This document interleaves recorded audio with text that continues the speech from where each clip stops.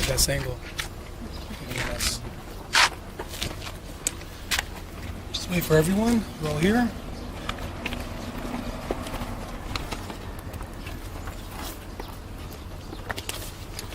Okay, before we go into the drawings and everything. Okay, so this is exactly the center of Sderot, more or less, inside the communities themselves. Having a very, very powerful image of a sheltered caterpillar is built here for children.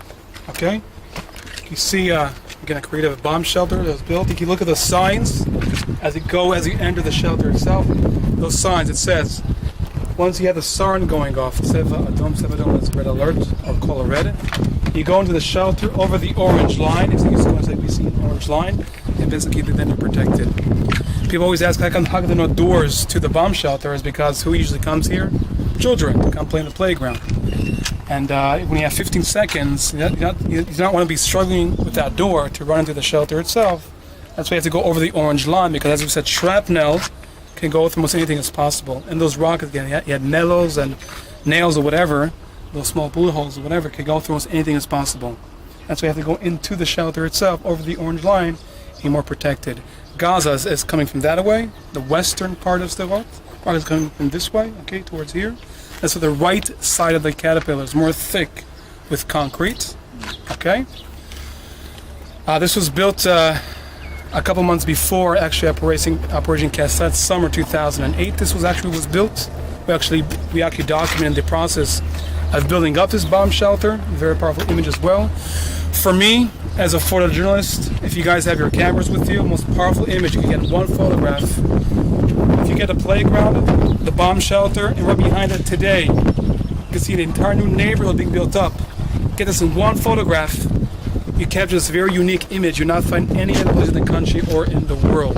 This one photograph, you would ask, what kind of place in the world has a playground and a bomb shelter in the same photograph? At the same time, seeing right behind that, people actually choosing to move into this town is something quite amazing just to see that in one photograph. And by the way, if you guys noticed, all the playgrounds in Israel have the kind of security regulations. If you guys notice, the platform itself, the ground, is like a sponge. So that when the children are playing off, on the seesaw slide or whatever, they don't have to break their neck if they fall into the ground. The slides have to be a certain kind of angle and everything, so everything is secured. You have that kind of playground and a bomb shelter right next to it.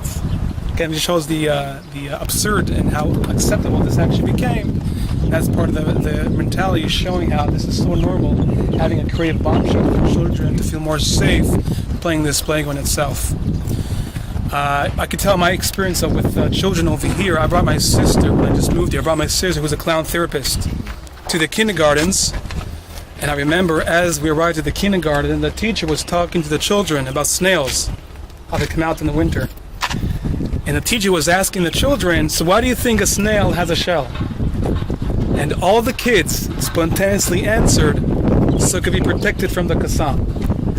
And we're talking about 3 to 5-year-olds. We brought up with tranquilizers, relaxation pills as part of daily diets. If you ask me, it really is an unfortunate thing to see children. People became statistics and numbers in charge on both sides of the fence. Nobody has a chart of 5,000 children in this town and over 200,000 children in southern Israel being brought up today with relaxation pills as part of their daily diets. And that's part of the story to be explained to people here.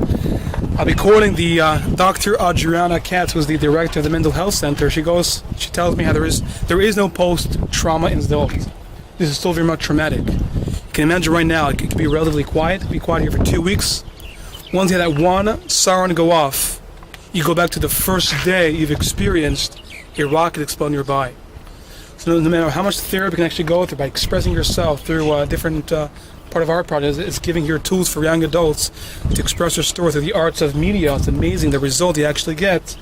This is the next story. But again, as I said, when this reality is not even close to even be solved right now, we're talking about years of rehabilitation of the entire population. At the same time, we have years still being here under rocket fire and threat. Being realistic, no government will be spending such enormous funds to protect their citizens, especially with bomb shelters. And bomb shelters, as we said, is not solving the roots of the problem. And right now there is no solution for the rocket reality, meaning that we should be expecting for more escalations in the very near future. It's being very realistic and optimistic as much as we can. And when I just moved to Sderot, part of my experience, as I said, as I moved here, was waking up every single morning with a collective alarm clock, having the sirens going off from 6 o'clock to 8 o'clock in the morning, followed by an explosion. When you're thinking to yourselves at this at the time how the entire town is waking up, parents on the way to shop, to work, children on the way to the kindergartens, to schools, those were the times we'd have it erected into Sderot. I went around the community, around the kindergartens and schools, and I noticed and notified that many of the schools here had that their first lesson in school and kindergarten was drawing lessons. To give the children an opportunity to express themselves through drawings, I collected many of the drawings. I'll be passing this around later on. You're seeing the same kind of pattern of rockets, explosions, sirens going off. You're seeing that in these drawings. It's something very naive, very simple, just seeing what children are expressing themselves. And as I said, the more you understand how unique this story, this reality actually is, when you bring this out through the arts of media, the result you actually get is a very unique image you not find any other place in the country or in the world. So again, for instance, these drawings, I bring this with me to campuses.